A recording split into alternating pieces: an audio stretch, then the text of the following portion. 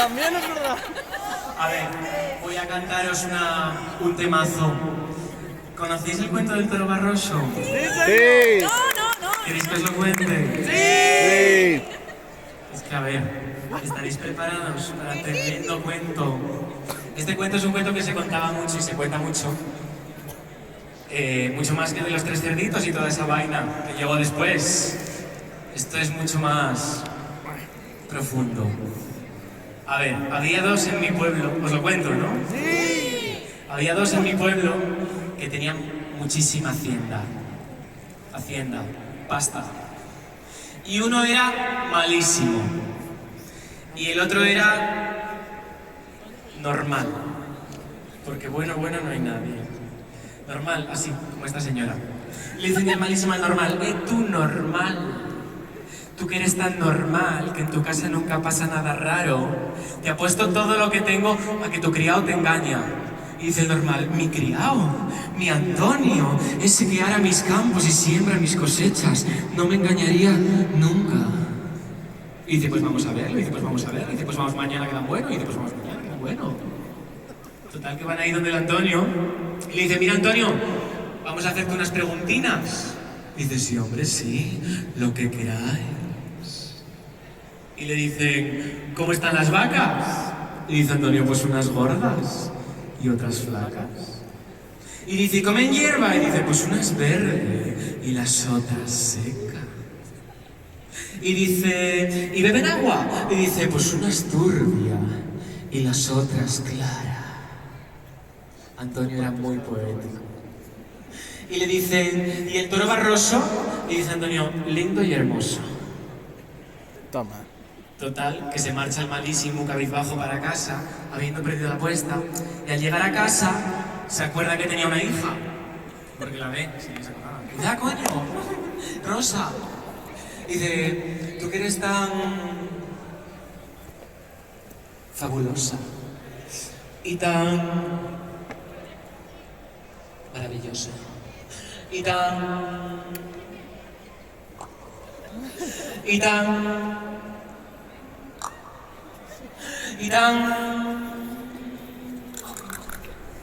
¿por qué no vas a ir donde Antonio y le dices que te dé de cenar? Y Rosa, que estaba enamoradísima de Antonio, pero un amor de los de verdad, de los que están sin consumar. Entonces todo es perfecto. ¿Sabes? Porque cuando no consumaste, no te imaginas, yo que sé, que le falta un dedo meñique, que tenga roto el ligamento cruzado, que tenga una contractura en el psoas. Tú te lo imaginas con todo a pleno rendimiento, ¿verdad? Entonces dice Rosa, claro que sí, papi, voy. Y entonces bajó toda la calle abajo haciendo de bulés, y cuando llegó donde el Antonio, le dice... Y Antonio, que era muy sexy, le responde, ¿sí? Y dice Rosa, hola Antonio, soy yo, Rosa. Y Antonio, que estaba igual de enamorado de Rosa que Rosa de Antonio. Lo que pasa es que, claro, el hombre cis heteronormativo mesetario, patrón, no puede expresar los sentimientos buenos al principio. Le dice, Rosa. Y dice Rosa, sí Antonio, soy yo, no me vas a abrir. Y dice Antonio, sí, pasa. Pero claro, cuando le abre la puerta y le ve atravesar las jambas y el dintel a esa diosa de ébano blanco, no puede evitar arrinconarla contra una pared de mármol que tenía en el recibidor. Y le dice, Rosa, cariño, es que yo no sé si tú sabes que yo cuando paso por tu puerta cojo pan y voy comiendo. Para que no digan tus padres que con verte me mantengo. Y dice Rosa, ay madre, pues no lo sabía. Pues ya me fijaré. Y le arrincona ella él contra el otro extremo del recibidor, en otra pared de mármol. Y le dice Antonio, pues yo no sé si tú sabes que yo cuando paso por tu puerta llevo las medias caídas. Para que no digan tus padres que te prendo con las ligas. Y dice, Rosa, pues... Espérate que es voy.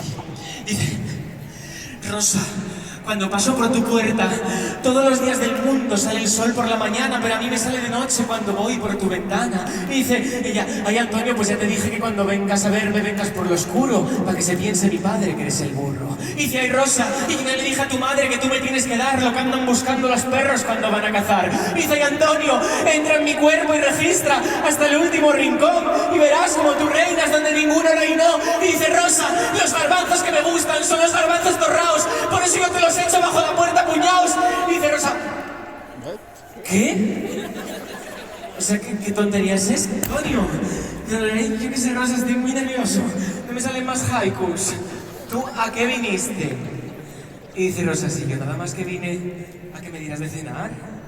Y dice Antonio, carayo, Rosa, pues haber empezado por ahí. ¿Y tú qué cenas? Y dice Rosa, pues yo nada más que ceno corazones de toros barrosos. Chun, chun.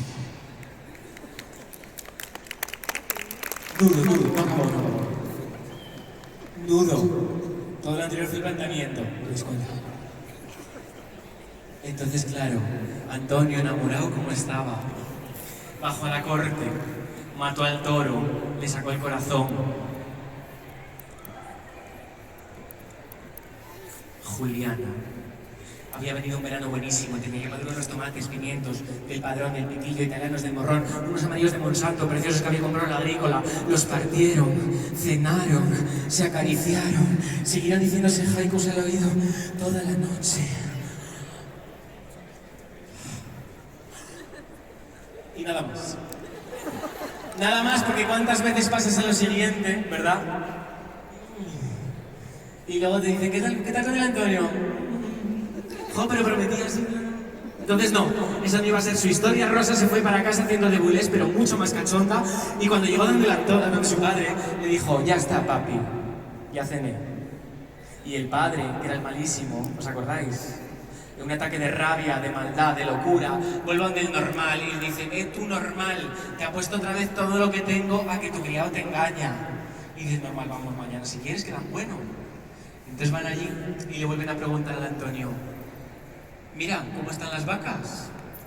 Y dice, pues unas gordas y otras flacas. Y dice, ¿y comen hierba? Y dice, pues unas verde y las otras seca. Y dice, ¿y beben agua? Y dice, pues unas turbia y las otras clara. Y le dicen, ¿y el toro barroso? Y se queda así el Antonio un poco cuadriculado. Y dice, pues mira, por dormir entre piernas blancas y coño hermoso, le da un tete al toro barroso.